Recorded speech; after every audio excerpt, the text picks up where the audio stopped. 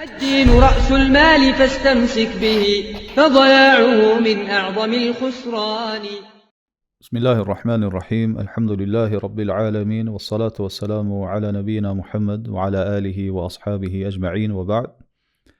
Besimtarin jetën e tij, në çdo gjendje e tij, në çdo çast e tij, në çdo rrethon, asesi nuk mund të shkputet nga lutja drejtuar Allahu subhanahu wa taala. Sepse çdo gjë është në dorën e Allahu subhanahu wa taala, sikur e mira, sikur e keqja.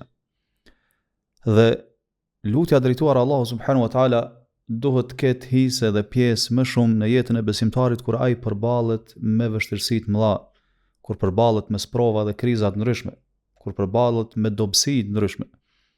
Dhe pikërisht këtë rast ai duhet ta forcojë edhe më shumë lidhjen me Allahun subhanahu wa taala, ta forcojë shpresën Allahun subhanahu wa taala. Allahu subhanahu wa taala tregon për Nuhun alayhis salam dhe thot: "Fada'a rabbahu anni maghlubun fantasir." Ai e luti Zotin e tij duke i thënë: "Vërtet se unë u munda, andaj ti tani më ndihmo." Maghlubun do thot u munda nga populli im, sepse ata nuk po i përgjigjen thirrjes time, po tregohen arrogant ndaj bindjes ndaj teje o Allah. Nuk po më lejnë hapësirë që unë ta kumtoj mesazhin tënd dhe shpalljen tënde. E tha Nuh alayhis salam këtë fjalë pas një durimi të jetë të gjatë, sakrifice të jetë të madhe në davetin drejt Allahu subhanahu wa taala. Pra Allah tregon në Kur'an se Nuh alayhis salam bëri davet 950 vite. Vazhdimisht i thirrte drejt tauhidit, drejt adhurimit vetëm ndaj Allahu subhanahu wa taala, u mundonte të luftonte dukuritë negative në shoqërinë e tij, i këshillonte ata. Mirë po, kjo nuk u bëri ndonjë dobi shumicës së tyre më përjashtim të një pakise, siç thot Allahu: "Wa ma amana ma'ahu illa qalil."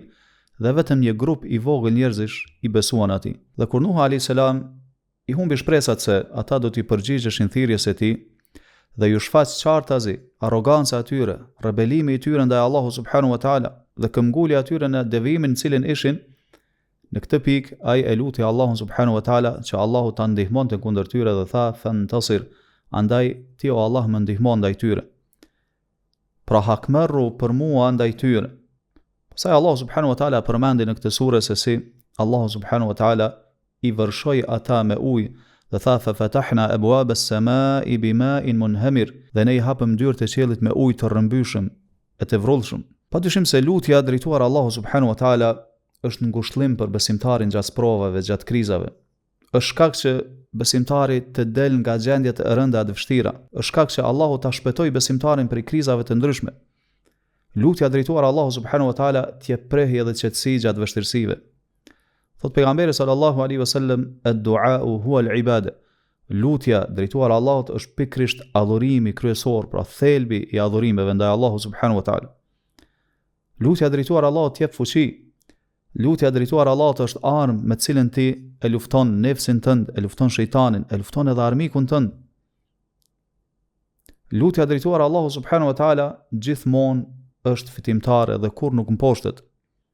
Lutja drejtuar Allahut subhanahu wa taala ta mëson në mënyrë praktike imanin dhe mbështetjen në Allahun, bindjen në Allahun subhanahu wa taala. T'jep vendosmëri, t'jep ambicie të lartë, të bën që ti të esësh përpara dhe të mos zbrapsësh.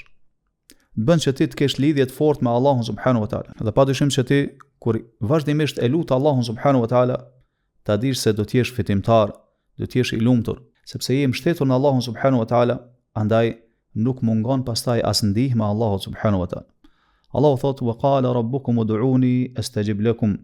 Zoti juaj ka thënë: "Lutmoni mua, sepse unë pastaj do t'ju përgjigjem." Wa sallallahu wa sallam ala nabina Muhammad wa ala alihi wa ashabihi ajma'in.